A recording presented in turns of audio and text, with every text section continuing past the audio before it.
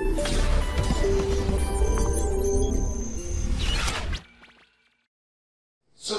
कैसे हैं आप सब। दोस्तों हर्षित सर वापस से आज आप सबके सामने आ गए हैं अपना एक और लेक्चर लेके। और पता नहीं लगता कि कैसे हम चैप्टर शुरू करते हैं और कैसे चैप्टर खत्म हो जाता है। ये साथ ही इतना अच्छा है आपका और मेरा, इतना ज्यादा अच्छा लगता है कई बार तो कि एग्जैक्टली आप लोगों का रिस्पॉन्स, आप लोगों का पढ़ना वो बहुत जरूरी है। एक टीचर शायद उसी कंडीशन में एक अच्छा टीचर होता है जिस कंडीशन में स्टूडेंट्स बहुत अच्छे से इसको समझे। ठीक है, सो दोस्तों चलिए अब बात का सिलसिला तो चलता ही रहेगा, मगर उससे पहले अब हम चालू करते हैं अगली चीज। दोस्तों हम लोगों ने अभी तक C3 प्लांट के बारे में पढ़ा, हम लोगों ने C4 प्लांट के बारे में पढ़ा। ये दोनों प्लांट्स के बारे में, पादप के बारे में हम लोग ने पढ़ लिया है। मगर यहाँ पर जरूरी बात तो ये है कि जब हम C3 और C4 प्लांट के बारे में पढ़ते हैं तो हम लोग अब कुछ आगे भी और डिस्कस और क्लियर करने की कोशिश करते हैं, और वो आगे का डिस्कशन और आगे की क्रिएटिव क्या है। दोस्तों आज जिस टॉपिक को हम लोग डिस्कस करने वाले हैं, इनफैक्ट उस टॉपिक का नेम है, लास्ट टॉपिक बचता है वो, जिसका नाम है कैम पादप। कैम का मतलब कैमरा मत समझ लेना, ये केवल कैम पादप है। ठीक है, C3 पादप वो होते हैं जिनमें C3 चक्र होता है, C4 पादप वो होते हैं जिसमें C4 चक्र होता है। कैम पादप कौन से होंगे? बिल्कुल जिसमें कैम चक्र पाया जाएगा। मैंने आपसे इस चैप्टर को पढ़ाने से पहले ऑलरेडी एक बात कही थी कि इस टॉपिक को पढ़ाने से पहले भी कि कैम प्लांट को पढ़ने के सबसे अच्छा तरीका है कि C4 पादप को पहले अच्छे से पढ़ लो। तो आपका जो C4 पादप का पॉइंट क्लियर हुआ है तो अब कैम प्लांट उसके आगे क्लियर हो जाएगा, आपको लगेगा भी नहीं कि एकदम से क्या हो गया है। ठीक है, तो C4 पादप पहले पढ़ लेना अच्छे से, C4 साइकिल आप अच्छे से पढ़ लेना, C4 चक्र आप अच्छे से पढ़ लेना। उसके बाद अगर आप इस टॉपिक पे आते हो तो शायद ये टॉपिक आपके लिए बहुत ही अच्छा साबित हो जाएगा। दोस्तों कैम पादप का पूरा नाम की पहले बात करें तो इसका पूरा नाम होता है क्रूसुलेशियन एसिड मेटाबॉलिज्म। क्या नाम होता है? क्रूसुलेशियन एसिड मेटाबॉलिज्म। अगली चीज दोस्तों, जनरली देखा जाए तो एक साइंटिस्ट है जिनका नाम था रोहानी।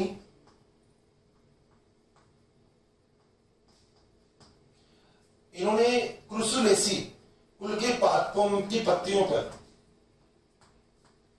क्रूसुलेसी कुल की पादप की पत्ती पर काम किया, और काम करने के बाद इन्होंने बताया कि आखिर ये चीज क्या होती है। मैं नीचे लिख देता हूं क्योंकि मेरे को आगे लिखना भी है। कुल के पादप की पत्ती पर काम किया। अगर हम कैम पादप की बात करें तो ये एक ऐसे पादप होते हैं जो अधिक तापमान पे पाए जाते हैं, अत्यधिक तापमान। और दोस्तों यहाँ पर इस जगह पे जो जल है उसकी कमी भी पाई जाएगी, जल की कमी। यानी कि अगर ये दोनों कंडीशन की बात करूं तो मैं आपसे बोल सकता हूं कि ये रेगिस्तानी या मरुद्भिद पादप की बात कर रहा हूं मैं, मरुद्भिद पादप। इतने पढ़ने में कोई दिक्कत है किसी को? नहीं है। अब आगे देखते हैं दोस्तों, जो कैम पादप होते हैं, इन कैम पादप में जो रंध्र होते हैं, उन रंध्रों में दो प्रकार की चीजें पाई जाती हैं। रंध्र अपने अपने अत्यधिक मॉडिफाइड होते हैं, रूपांतरित होते हैं। तो जो रंध्र हैं वो हो जाएंगे यहाँ पे क्या? रूपांतरित। और जो रंध्र यहाँ पे पाए जाएंगे उन रंध्रों को हम बोलते हैं स्कोटोएक्टल रंध्र, या फिर इन रंध्रों में एक और काबिलियत होती है कि इसको हम सनकैन रंध्र भी बोलते हैं, सनकैन। दोस्तों आपने साधारण रूप से पादपों में यह देखा होगा कि साधारण रूप से जो पादप होते हैं वो दिन में अपने रंध्रों को खोलते हैं और रात में रंध्रों को बंद करते हैं, मगर ये कुछ अलग ही होते हैं। दोस्तों इस प्रकार के पादप में अगर हम बात करें दिन की, दोस्तों दिन में ये रंध्रों को बंद रखते हैं और रात्रि में ये रंध्रों को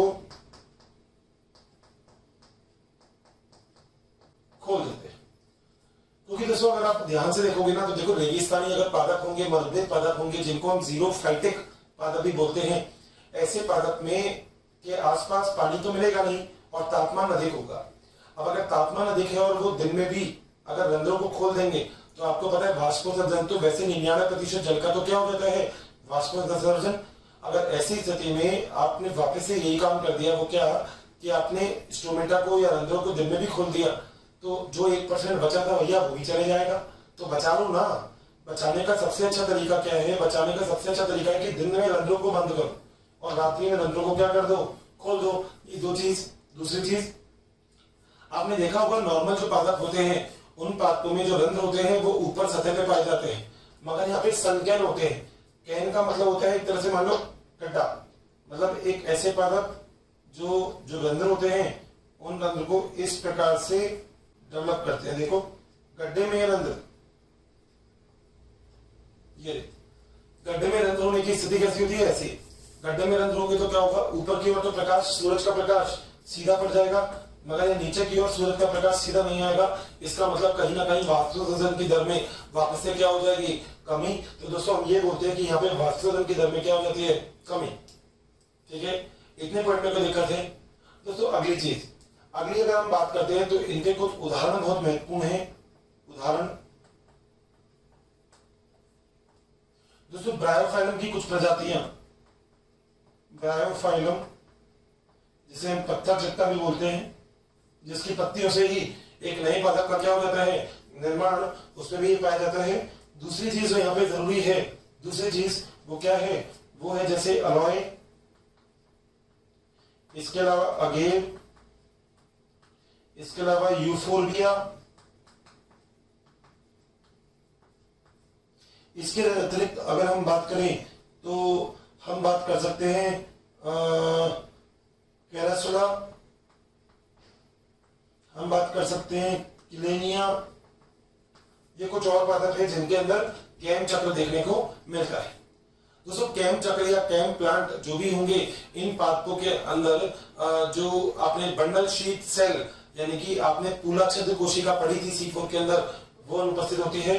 तो एक पॉइंट आप और मेंशन कर सकते हैं, वो क्या कि पूला छिद्र कोशिका अनुपस्थित।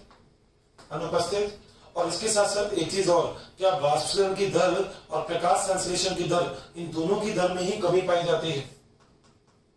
तो वाष्पोत्सर्जन की दर, एरो नीचे कर दिया, मतलब क्या होती है, कम। और जो प्रकाश संश्लेषण की दर है वो भी क्या होती है, कम होती है। बात क्लियर है? क्यूटिकल की जो आवरण होता है ना, वो वाला आवरण बहुत मोटा पाया जाता है। तो यहाँ पे मोटा क्यूटिकल स्तर पत्तियों के ऊपर। ठीक है भाई, आप कहो तो जरा डायग्राम क्लियर करने देखो। दोस्तों जब बंडल शीट कोशिका नहीं होगी, यानी कि सारी की सारी कोशिका पर्णमध्योतक कोशिकाएं होगी, मीजोफिल सेल। ठीक है, तो मैं आपको यहाँ पे मीजोफिल सेल बना रहा हूं, और याद रखिएगा ये जो मैं मीजोफिल सेल बना रहा हूं, ये मीजोफिल सेल या पर्णमध्योतक की कोशिकाएं दोनों एक ही, यानी कि एक ही कोशिका की स्थिति हम रात में देखेंगे और उसी कोशिका की स्थिति हमें कब देखनी है, दिन में। तो एक ही कोशिका की स्थिति रात्रि में और उसी कोशिका की स्थिति दिन में हम लोग इस डायग्राम के अंदर देखेंगे। तो यहां पर हम बोल सकते हैं रात्रि के समय की बात है,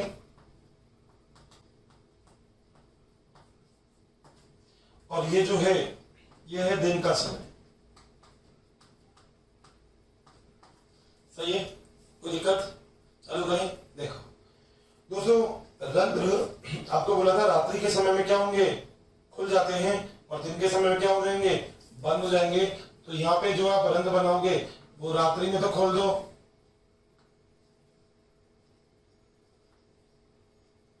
खोल दिया, और दिन में इन रंध्रों को क्या कर दो, बंद कर दो।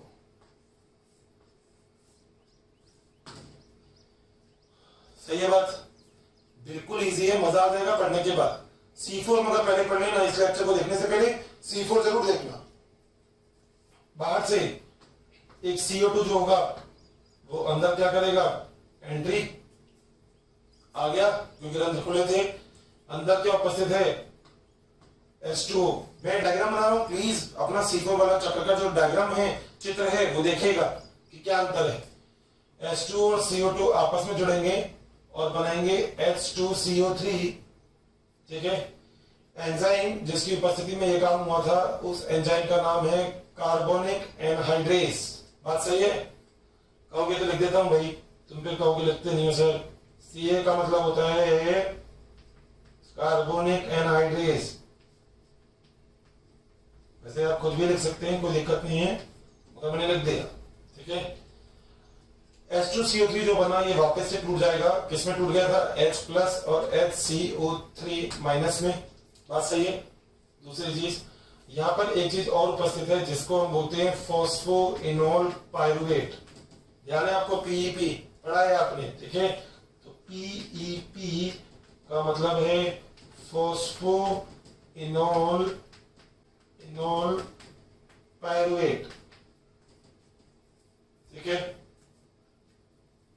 ठीक, फॉस्फोइनोल पायरुवेट अब क्रिया करेगा किसके साथ? HCO3 के साथ, एक एंजाइम की उपस्थिति में जिसका नाम है पेप्केज। क्या नाम है? पेप्केज। और क्या बनाएगा मेरे प्यारे साथियों? ये बनाएगा OAA, पूरा नाम आप लोग जानते हो, ऑक्सैलो एसिटिक एसिड।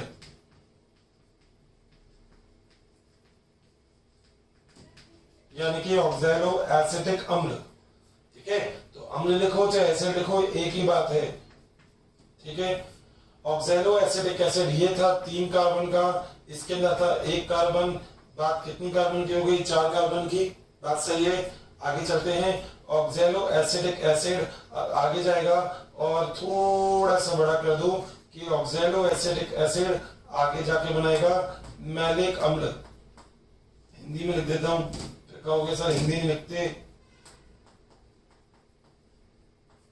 मैलिक अम्ल 4 कार्बन का, और यहां पर जिस चीज की जरूरत होगी वो होगी NADPH2 की, जो बदल जाता है NADP।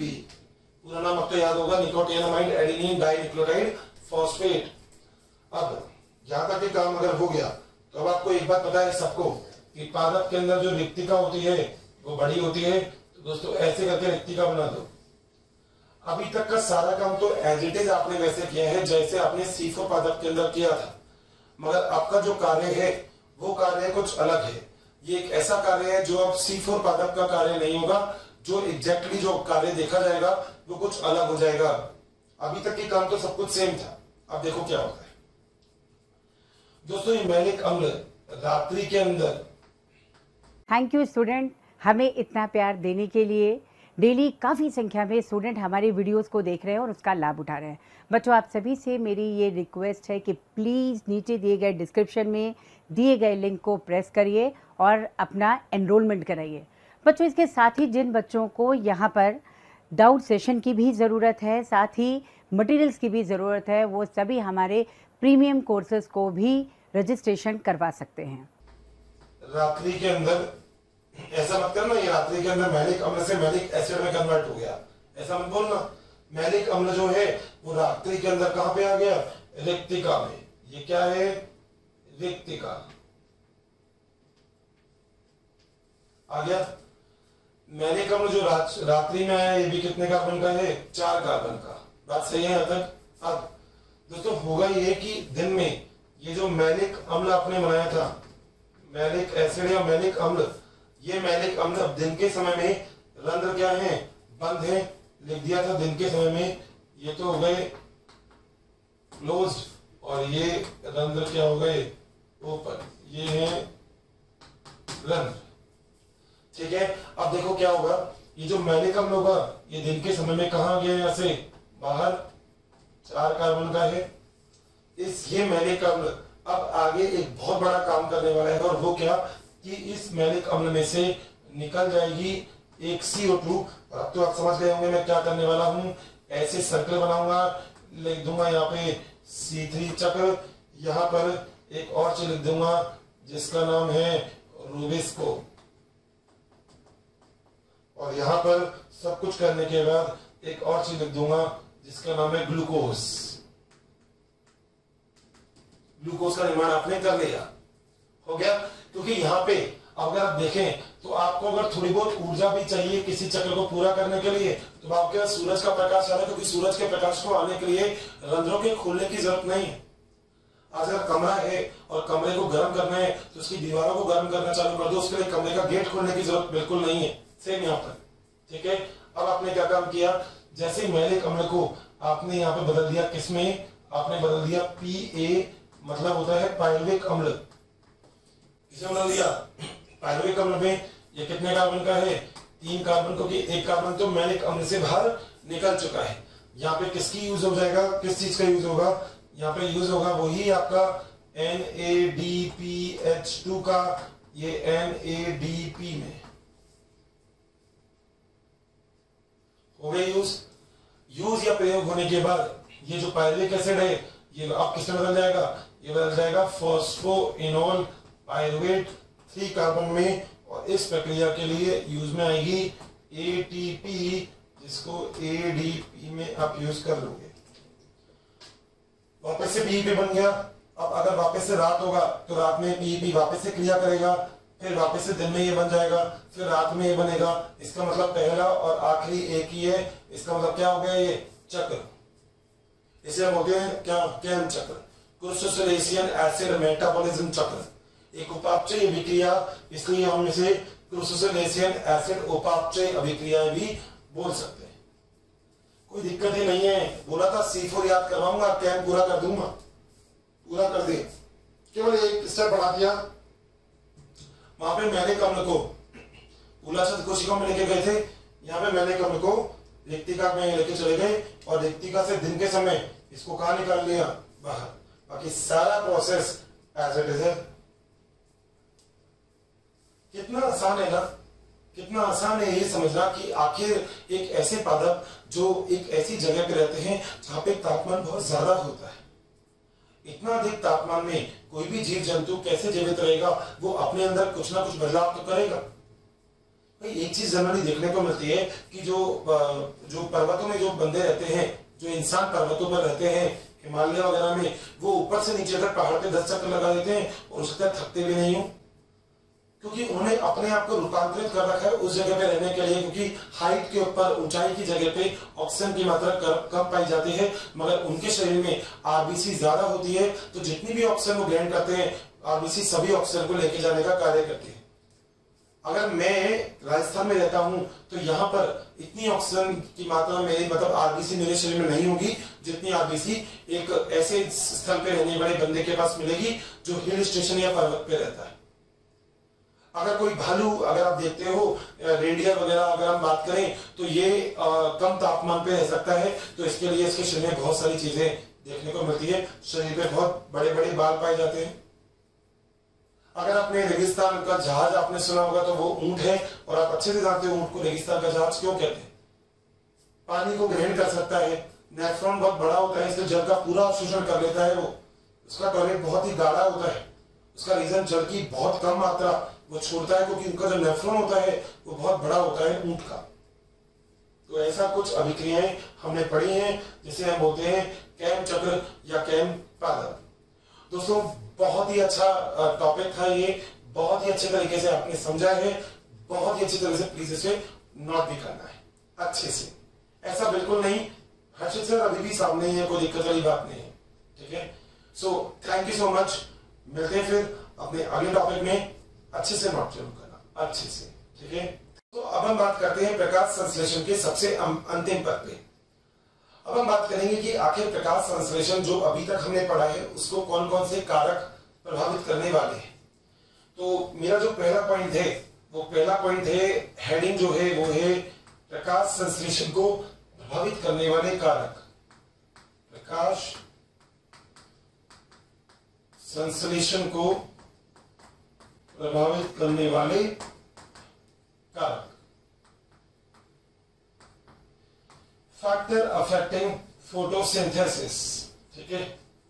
दोस्तों प्रकाश संश्लेषण को प्रभावित करने वाले कारक जो होते हैं वो 2 प्रकार के होंगे। एक कारक होंगे आंतरिक, एक कारक होंगे बाह्य। 2 प्रकार के कारक होंगे, एक तो होंगे आंतरिक कारक और एक जो होंगे वो होंगे बाह्य कारक। आंतरिक कारक को हम एक और नाम बोलते हैं, इसे हम बोलते हैं इंटरनल, और बाह्य कारक को बोलते हैं हम एक्सटर्नल। बात सही है। अब दोस्तों आंतरिक कारक तो वो होंगे जो इंटरनली इफेक्ट कर रहे हैं, मतलब अंदर से ही प्रभावित कर रहे हैं। जैसे मान लीजिए फॉर एन एग्जांपल आप पढ़ रहे हैं मगर आपकी तबीयत ठीक नहीं है, तो वो एक आंतरिक कारक है। और आप पढ़ रहे हैं मगर वहां पे लाइट नहीं है, अंधेरा हो रखा है, तो ये एक बाह्य कारक है। आप पढ़ रहे हैं और आपके सिर में दर्द हो रहा है, ये एक आंतरिक कारक है।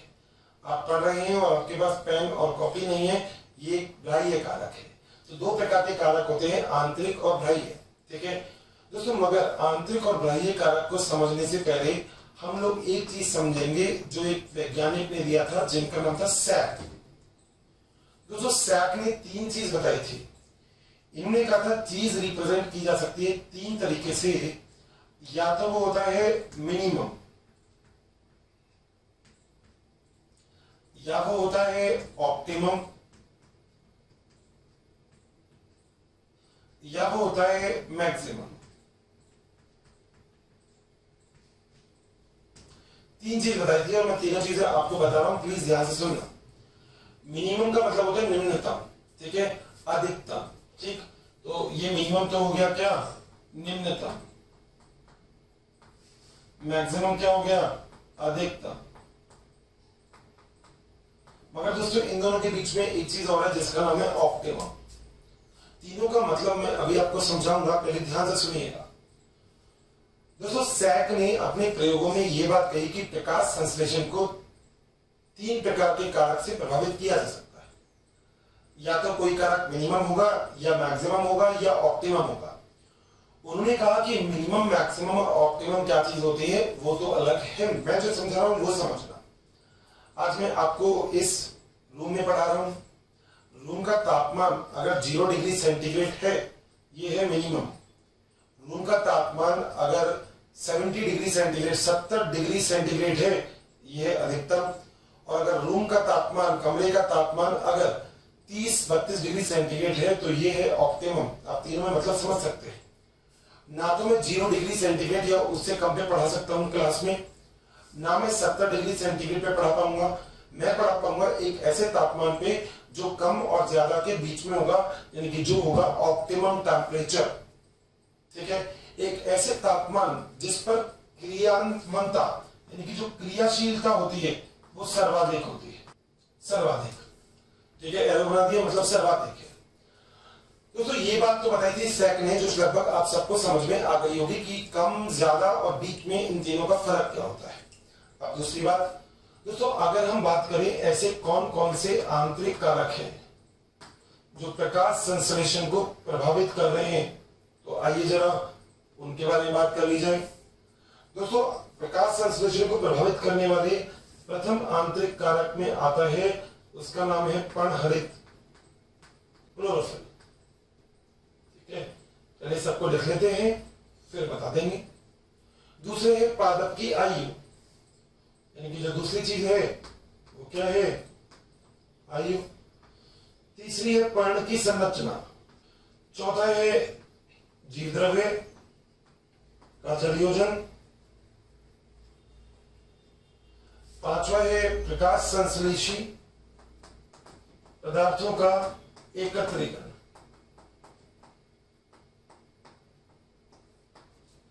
ठीक है, या फिर एक चीज और कर सकते हैं, रोग भी हो सकता है, रोग भी एक कारक हो सकता है।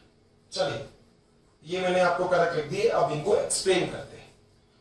दोस्तों सबसे पहले है पर्णहरित। आपको पता है पेड़ पौधों में पर्णहरित पाया जाता है, और पर्णहरित है ये पाया जाता है कहां पर, हरित लवक में। अगर पर्णहरित की मात्रा कम हुई, मात्रा कम होने पर प्रकाश संश्लेषण की दर भी क्या हो जाएगी, कम हो जाएगी। मतलब आप एक चीज कह सकते हैं कि पर्णहरित तो बहुत जरूरी है प्रकाश संश्लेषण के लिए। अगर आपने पर्णहरित का उपयोग नहीं किया या पेड़ पौधों में पढ़ रहे नहीं है, ऐसी स्थिति में प्रकाश संश्लेषण नहीं होगा। जैसे एक रोग हो जाता है पादप में कई बार, जिसे हम बोलते हैं हरिमाहीनता, यानी कि पर्णरहित का खत्म हो जाना, पीली पड़ जाती है पत्तियां। तो ऐसी स्थिति में भी जो पर्णरहित है वो बहुत ही जरूरी होता है।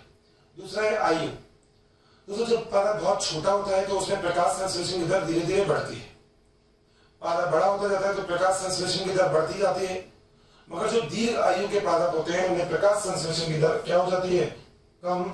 यानी कि कुछ ऐसा है कि बढ़ेगी प्रकाश संश्लेषण, बढ़ेगा बढ़ेगा, मगर बाद में ये जो प्रकाश संश्लेषण की दर है, ये प्रकाश संश्लेषण की दर धीरे धीरे क्या होती जाएगी? कम होती जाएगी। कुछ ऐसे आप आयु का अनुमान लगा सकते हैं। तीसरी चीज है पर्णों की संरचना।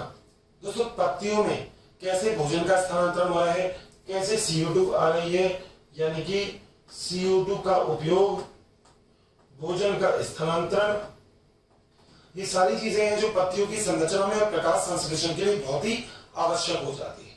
बच्चों काफ़ी संख्या में डेली हमें बहुत सारे कमेंट्स आ रहे हैं कि वी प्लीज़ इस टॉपिक पे वीडियो बनाएं, इस सब्जेक्ट पे वीडियो बनाएं। तो आप सभी से मेरी रिक्वेस्ट है कि प्लीज़ हमारे यूट्यूब चैनल को सब्सक्राइब करें और उसमें दिए गए बेल आइकन को प्रेस करें ताकि टाइम टू टाइम आपको नोटिफिकेशन मिलता रहे। बच्चों हम ऐसा इसलिए कह रहे हैं कि बहुत सारे बच्चे उसी टॉपिक की रिक्वेस्ट करते हैं जो ऑलरेडी हमारे चैनल्स पे दिए हुए हैं। तो आप सभी से रिक्वेस्ट है कि आप सभी जो है उस चैनल पे जा करके उन सारे वीडियोस का लाभ जरूर उठाएं।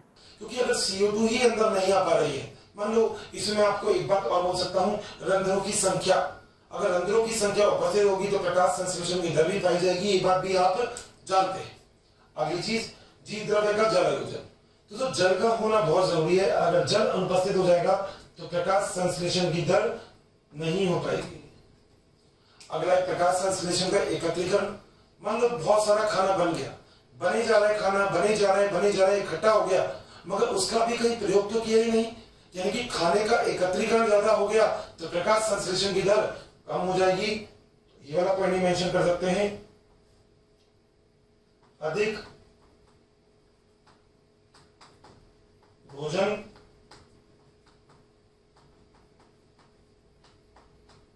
एकत्रीकरण पर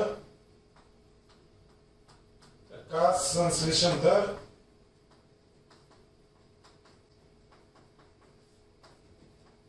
कम हो जाती है।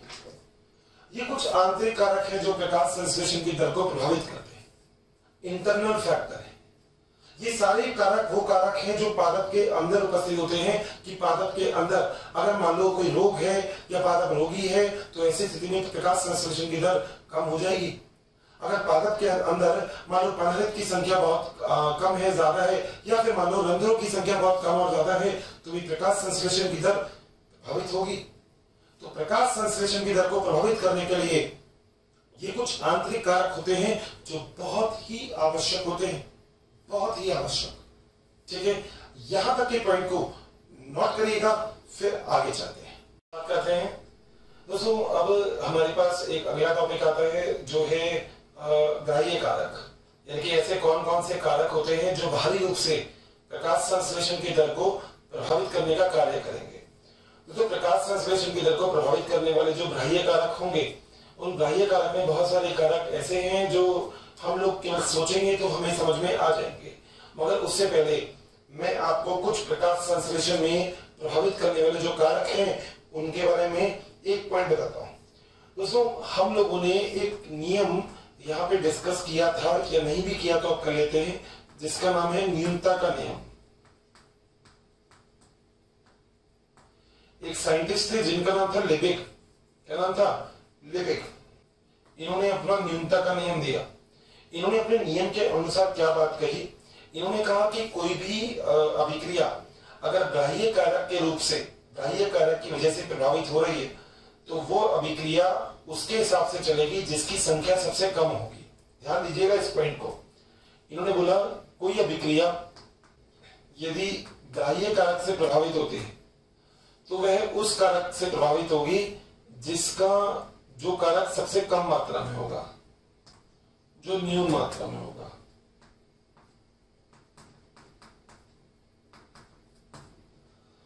मतलब समझे आप? मतलब ये है कि जो सबसे कम होगा वही अभिक्रिया को प्रभावित करेगा। ठीक है, ये नियम क्या होता है, इस नियम को समझाने के लिए एक और वैज्ञानिक इनकी जस्ट बाद में ही आए थे जिनका नाम था ब्लैकमैन। ब्लैक नहीं थे वो, तो एग्जैक्टली ब्लैक तो नहीं होंगे, मगर उन्होंने भी बताया था ब्लैकमैन, और उसे हम बोलते हैं ब्लैकमैन का सीमाकारी प्रभाव।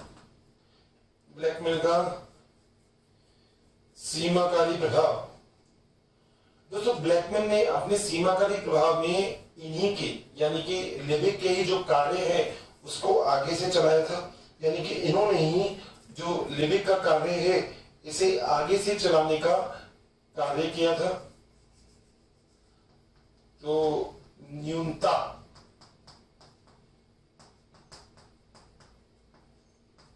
के नियम को प्रतिपादित किया।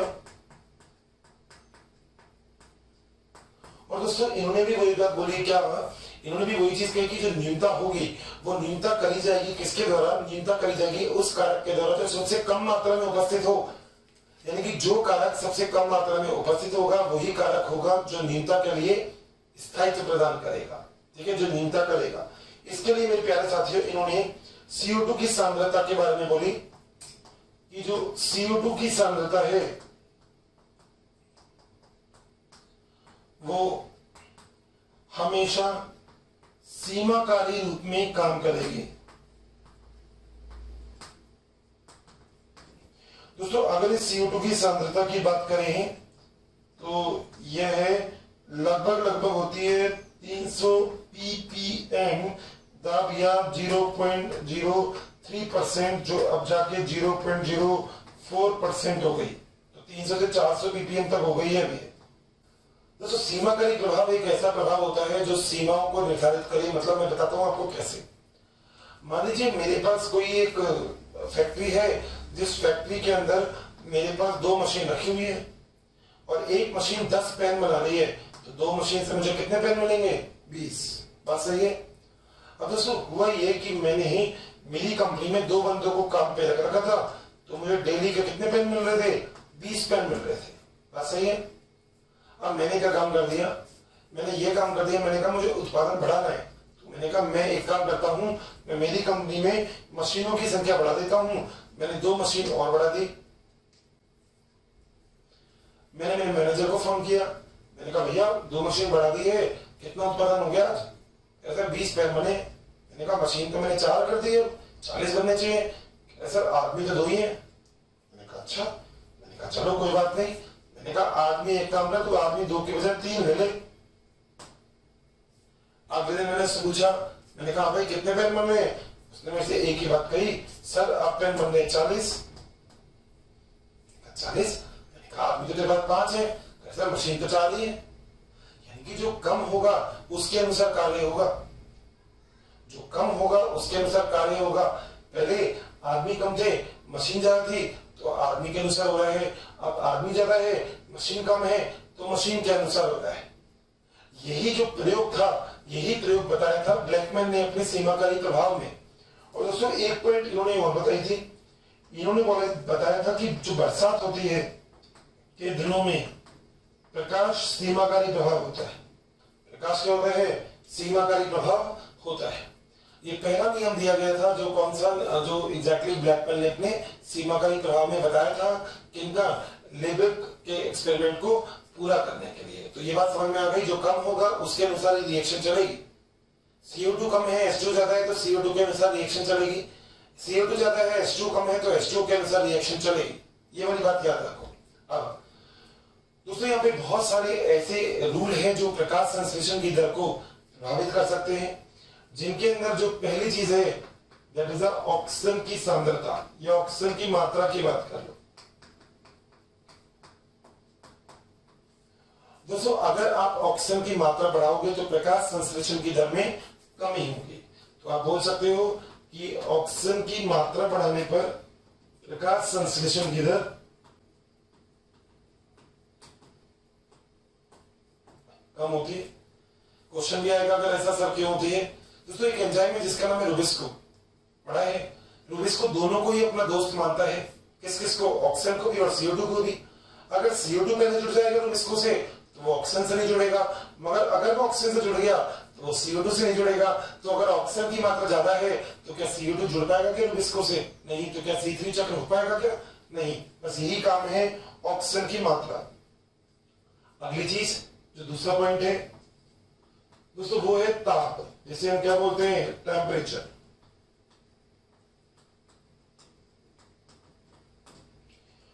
दोस्तों सामान्य रूप से अगर देखा जाए तो 0 डिग्री सेंटीग्रेड पर जो एंजाइम होते हैं वो प्रकाश संश्लेषण नहीं करते।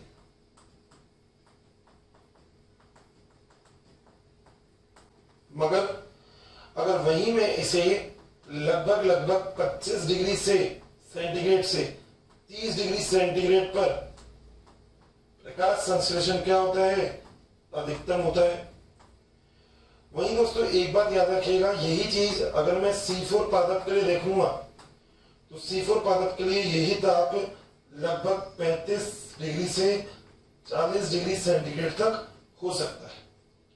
दोस्तों अगर इसके और थोड़ा सा और आगे चले तो हम देखेंगे कि लगभग 50 से 55 डिग्री सेंटीग्रेड पर प्रकाश संश्लेषण बंद हो जाता है, क्योंकि तो जितने भी एंजाइम हैं वो एंजाइम क्या हो जाएंगे? विकृत।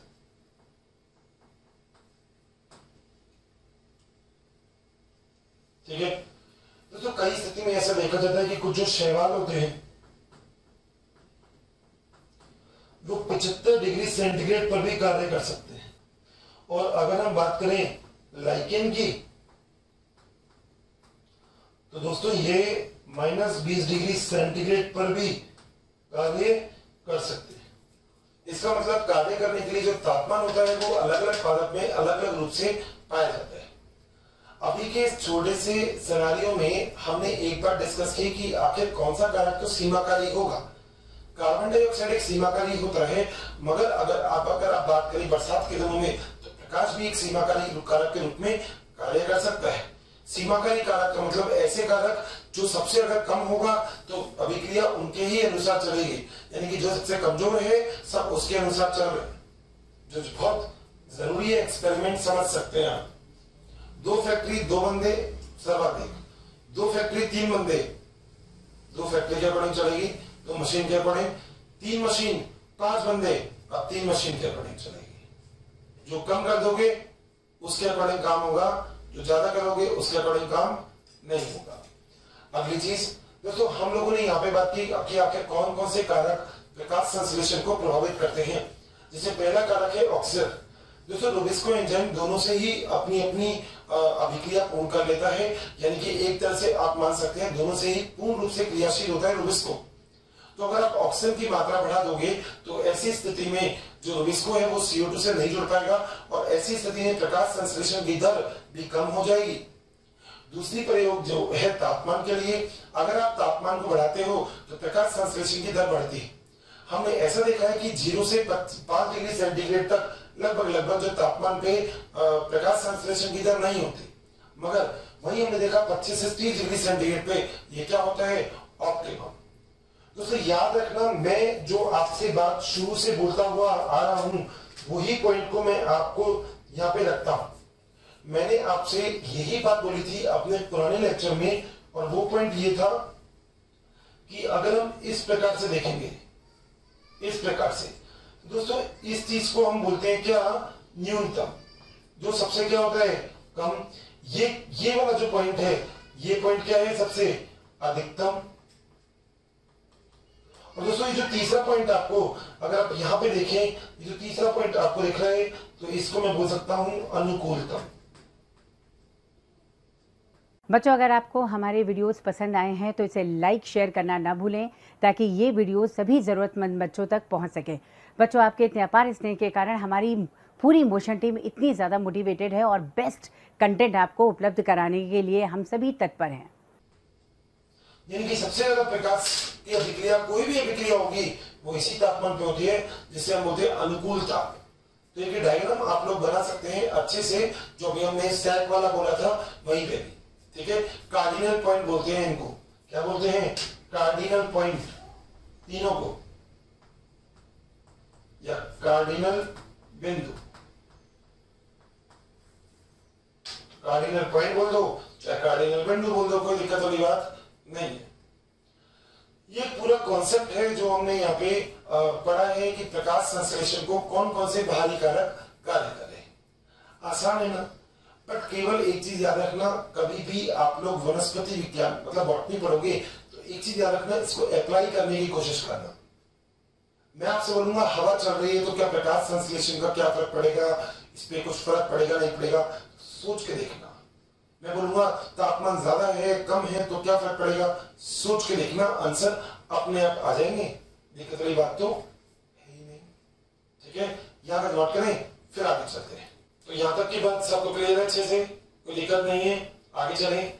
दोस्तों अब ऐसे कौन कौन से और कारक हो सकते हैं जो प्रकाश संश्लेषण की दर को प्रभावित करें। इसमें एक कारक हो सकता है जैसे हम बोलते हैं जल। दोस्तों प्रकाश संश्लेषण की दर को जल भी प्रभावित करता है। जल की मात्रा कम या अधिक होगी तो उसमें भी प्रकाश संश्लेषण की दर प्रभावित होगी।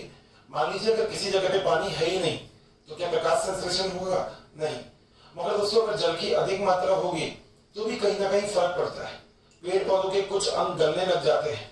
अगर सामान्य पेड़ पौधों को आप ज्यादा जल दोगे तो प्रकाश संश्लेषण की दर ऐसे प्रभावित होगी कि पेड़ पौधों में जो जड़ें होंगी वो गल जाएंगी, और ऐसी स्थिति में प्रकाश संश्लेषण की दर भी कम हो जाएंगी। यानी कि जल भी एक प्रभावी कारक है। और याद रखना, याद रखिएगा एक चीज कि जल की संपूर्ण मात्रा, जल की संपूर्ण मात्रा जो मृदा में उपस्थित है उसे हम क्या बोलते हैं, होलार्ड। ठीक है, जल की वो मात्रा जो उपयोग में ली जाए, यानी कि उपयोग में जो ली जाती है उसे हम बोलते हैं कृचाड़, और जल की वो मात्रा जो अनुपयोगी होती है पादप के लिए वो होती है इचाड़।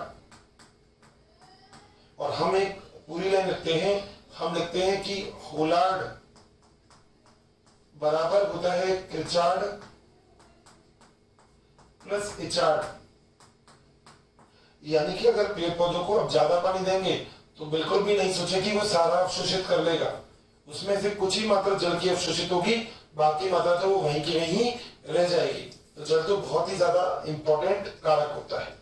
अगली चीज दोस्तों, बहुत सारे खनिज तत्व भी होते हैं जो प्रकाश संश्लेषण की दर को प्रभावित करते हैं।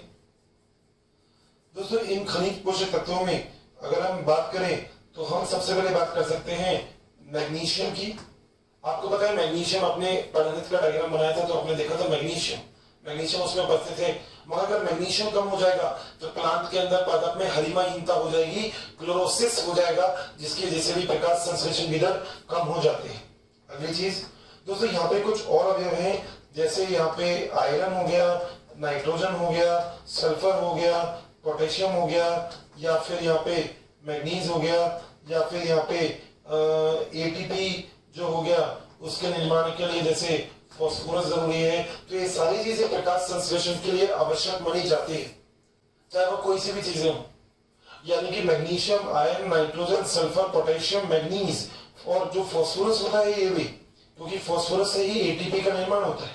आपको पता है अगर आपके पास एडीपी है तो उसके साथ आप एक फॉस्फेट जोड़ के एटीपी का निर्माण कर सकते हो। और आपने देखा चक्रीय प्रकाश फास्फोरीकरण के द्वारा और चक्रीय के द्वारा भी आपको एटीपी का निर्माण मिलता है। उसके लिए एटीपी सिंथेज याद करना, केमी ऑस्मोटिक हाइपोथेसिस वो बहुत जरूरी होती है। रसोपरासरणी परिकल्पना हिंदी में वो बहुत ज्यादा जरूरी होती है। तो यहां तक के पॉइंट में कोई दिक्कत है तो बता सकते हैं। आगे चलें दोस्तों, अगली चीज क्या होती है कि कुछ ऐसे प्रदूषक भी होते हैं जो प्रकाश संश्लेषण की दर को प्रभावित करने का कार्य करेंगे। प्रदूषण की बात करोगे तो देखो वातावरण के अंदर आजकल प्रदूषण बहुत हो रहा है, और हम लोग ये बोलते हैं जैसे जो धुआं होता है, धुएं में जो प्रकाश संश्लेषण की दर है वो कम हो जाती है। हम ऐसा बोलते हैं कि जनरली जो धुआं होता है वो प्रकाश संश्लेषण की दर को कम करने का कार्य करता है। जैसे दोस्तों, जैसे मान लो ओजोन है, नाइट्रोजन ऑक्साइड है, ये एंजाइम को प्रभावित करेंगे और जिससे प्रकाश संश्लेषण की दर कम हो जाएगी। तो जैसे जैसे पॉल्यूशन बढ़ रहा है प्रकृति के ऊपर, वैसे वैसे प्रकाश संश्लेषण की दर भी धीरे धीरे क्या होती जा रही है, कम होती जा रही है। तो ये प्रकाश संश्लेषण की दर को प्रभावित करेंगे।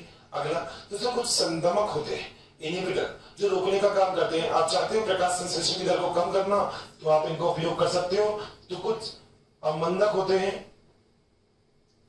या संदमक बोल दो, जिसे हम इनहिबिटर कहते हैं, जो प्रकाश संश्लेषण की दर को रोकता है, जैसे एट्राजीन, जैसे CMU, ये सब प्रकाश संश्लेषण की दर को कम करने का कार्य करने का काम करते हैं। तो प्रकाश संश्लेषण की दर एट्राजीन और CMU को अगर आप प्रयोग में लोगे तो प्रकाश संश्लेषण की दर भी क्या हो जाएगी, कम हो जाएगी। तो ओवरऑल अगर देखें तो प्रदूषक और संदर्भ में प्रकाश संश्लेषण की दर को क्या कर रहे हैं, कम। बात सही है? यहां तक प्लीज एक बार नोट करिएगा, फिर मैं एक चीज को रब कर दूंगा, अपन आगे चलेंगे। सो दोस्तों आइए आगे कुछ और टॉपिक को भी देख लेते हैं। आगे दोस्तों एक टॉपिक है प्रकाश के बारे में, और वहां पे हम लोग पढ़ते हैं एक पॉइंट जिनका नाम है संतुलनकारी बिंदु। दोस्तों इसको बोला जाता है एक और नेम से, जिसका नाम है प्रतिकारी बिंदु।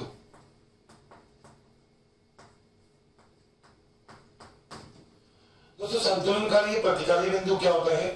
ऐसी स्थिति जब प्रकाश संश्लेषण और श्वसन दोनों बराबर हो जाए, यानी कि प्रकाश जो संश्लेषण है वह श्वसन क्या हो जाए, बराबर। तो ऐसी स्थिति को हम क्या बोलते हैं, संतुलनकारी बिंदु। मतलब मेरे प्यारे साथियों क्या है कि आप लोगों को यह चीज पता है कि जो प्रकाश संश्लेषण है वो बराबर हो गया किसके, श्वसन के। अब हो गई ये कि जो श्वसन है इसके द्वारा कौन सी गैस छोड़ी जाएगी, CO2। जो CO2 कौन ग्रहण कर लेगा, प्रकाश संश्लेषण में, और प्रकाश संश्लेषण के द्वारा कौन सी गैस को छोड़ा जाएगा, ऑक्सीजन, और एक ऑक्सीजन को किसके अंदर ग्रहण कर लिया जाएगा, श्वसन के अंदर। तो इस पॉइंट को, एक ऐसा पॉइंट जिस पॉइंट के अंदर ये दोनों अभिक्रियाएं बराबर हो जाती हैं, उन्हें हम क्या बोलते हैं, संतुलनकारी बिंदु। बात सही है?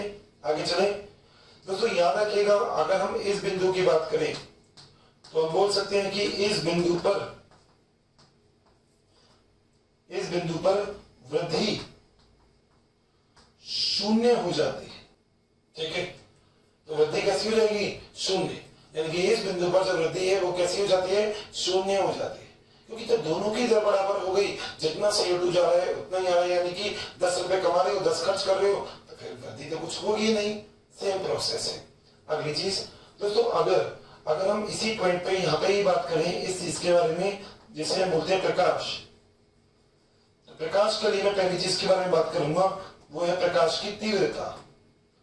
तो जैसे जैसे आप प्रकाश की तीव्रता बढ़ाओगे प्रकाश संश्लेषण की दर बढ़ती जाएगी, और एक समय ऐसा रहेगा कि उसके बाद प्रकाश संश्लेषण की दर नहीं बढ़ेगी। यानी कि प्रकाश की तीव्रता बढ़ाने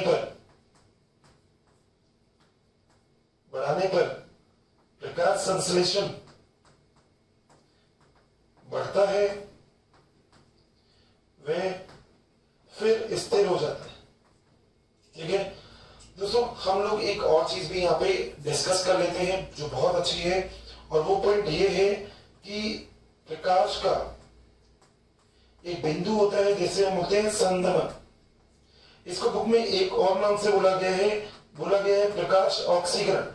इसके कारण एक प्रभाव होता है जो बहुत ही इंपॉर्टेंट है, नाम है सोलराइजेशन।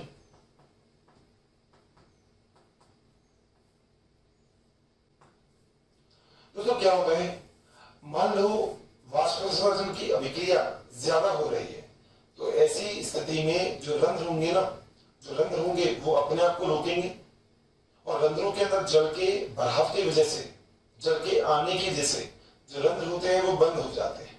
अब अगर रंध्र बंद हो गए तो क्या आप मानते हैं आगे और कोई अभिक्रिया होगी? वाष्पोत्सर्जन की दर बढ़ने के बाद रंध्रों के अंदर जल के इकट्ठा होने की वजह से रंध्र बंद हो जाते हैं, जिसकी वजह से आगे कोई आदान प्रदान नहीं होता है। यही तो चीज है जिसे हम प्रकाश का क्या बोलते हैं, संदमन बोलते हैं, कि प्रकाश एग्जैक्टली क्या हो गया है, कम हो गया है। तो यहां तक के पॉइंट में कोई दिक्कत है? कंफर्म, आगे चले। दोस्तों अगली चीज होती है जो है प्रकाश की गुणवत्ता। दोस्तों हम बोलते हैं दृश्य प्रकाश में ही प्रकाश संश्लेषण सर्वाधिक होता है। दृश्य प्रकाश में प्रकाश संश्लेषण क्या होगा? सर्वाधिक। सही है। यानी कि हमने वहां पे एक्सपेरिमेंट भी किया था, ठीक है।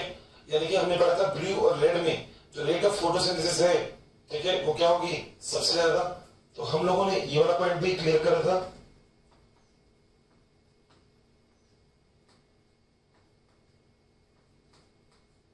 और सबसे कम किसमें होगी? हरे में। और सबसे अधिकतम अगर आपसे कोई भी पूछे तो आप हमेशा ये बात याद रखिएगा कि लाल प्रकाश में प्रकाश संश्लेषण की दर हमेशा क्या होगी? सर्वाधिक।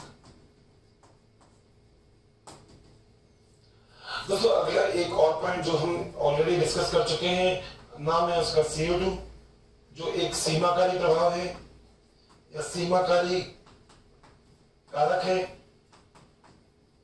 पहले इसकी मात्रा 0.03% थी, जो अब 0.04% हो गई है।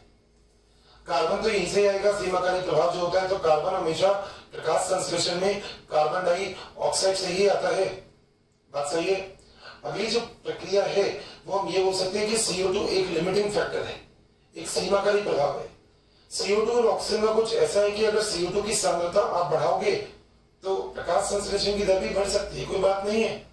मगर उसके साथ साथ और भी जो तत्व हैं उनका भी प्रकाश संश्लेषण की दर के साथ एक सामंजस्य होना चाहिए, एक रिलेशनशिप होना चाहिए, जो बहुत जरूरी है। मैंने जनरली आपको सबके बारे में हिंट दे दिया है, आपको एग्जैक्टली पूरा बता दिया है। अब आपका लिए बहुत जरूरी चीज है कि अच्छे से पढ़ के क्वेश्चन आंसर को सॉर्ट आउट करें। जितने भी क्वेश्चन आंसर आपको दे रखे हैं वो सभी क्वेश्चन आंसर का बहुत अच्छे से एक्सप्लेनेशन आपको करना है। फिर अगर कोई भी क्वेश्चन में डाउट आए तो आपको पूछना तो 100%, इसमें तो कोई बात भी नहीं है। तो दोस्तों ये एक चैप्टर हम लोगों का पूर्ण हुआ, कंप्लीट हुआ। हम लोगों ने पूरे फोटोसिंथेसिस, पूरे प्रकाश संश्लेषण में जो जो बात पढ़ी है, जरा 2 से 3 मिनट में उन सब चीजों को रिकॉल कर लेता हूं। हमने सबसे पहले पढ़ा था कि आखिर प्रकाश संश्लेषण क्या होता है। फिर हमने पढ़ा कि बहुत सारे एक्सपेरिमेंट्स, प्रयोग जो अलग अलग वैज्ञानिकों ने दिए थे। हमने पढ़ा प्रकाश संश्लेषण में 2 अभिक्रिया होती है, प्रकाशीय और अप्रकाशीय। हमने पढ़ा प्रकाशीय अभिक्रिया वो होगी जिसमें सूरज के प्रकाश से ATP और NADPH2 बनेंगे। हमने पढ़ा प्रकाशीय अभिक्रिया जो होगी ये थाइरोक्साइड या ग्लेना में होगी। हमने ये भी देखा कि प्रकाशीय अभिक्रिया 2 प्रकार की होती है, चक्रीय और अचक्रीय। चक्रीय प्रकाश वाष्पोलीकरण PS फर्स्ट से चालू होता है, उसके बाद प्राइमरी इलेक्ट्रॉन ग्राही जो FeS आयरन सल्फर का प्रोटीन होता है। उसके बाद किसको फेंक दिया? फेरोक्सिन। फेरोक्सिन के बाद आगे कहां पे गया? प्लास्टोक्विनोन, फिर साइटोक्रोम, फिर प्लास्टोसाइनिन, फिर वापस चक्रीय। अचक्रीय में बोला था फेरोक्सिन की लड़ाई हो गई। तो पहला इलेक्ट्रॉन ग्राही है फियोफाइटिन। तो फियोफाइटिन से ये गया किसके पास? फेरोक्सिन था ही नहीं, प्लास्टोक्विनोन, फिर साइटोक्रोम, फिर प्लास्टोसाइनिन, फिर प्लास्टोसाइनिन के बाद आगे गया PS फर्स्ट के पास। PS फर्स्ट ने वापस से लिया, ऊपर फेंक दिया, ऊपर प्राथमिक इलेक्ट्रॉन ग्राही फेरोक्सिन NADPH2 जेड स्कीम पर लिया था। जितनी ऊर्जा बन गई उसको अब स्ट्रोमा में डालते रहो। स्ट्रोमा में डालोगे तो स्ट्रोमा में क्या होगा? डार्क रिएक्शन, अप्रकाशीय अभिक्रिया। 3 प्रकार की बताई थी, C3, C4 और कैम। C3 जिसमें PGL बनाया था, C4 2 सेल बनाई थी, एक ऊपर एक नीचे, कैम जो एक मेसोफिल और एक मेसोफिल थी, और उसके बाद प्रकाश संश्लेषण को प्रभावित करने वाले कारक। बस इतनी सी बात है, ठीक है। सो बहुत ही अच्छे से पढ़ना है, बहुत ही अच्छे से देखना है कि मैंने क्या क्या पॉइंट को आपको डिस्कस किया है। प्लीज इसको बहुत अच्छे से देखना, मुझे बताइएगा अगर कोई भी पॉइंट में किसी भी तरीके का डाउट हो तो, ठीक है, प्लीज, ठीक है। थैंक यू सो मच दोस्तों, मिलते हैं फिर अपने अगले लेक्चर में। Till then bye bye. बच्चों, अगर आपको मेरी वीडियोस पसंद आई है तो बाकी के कंटेंट के लिए इस नंबर पे कॉल करें 180021217999। Thank you.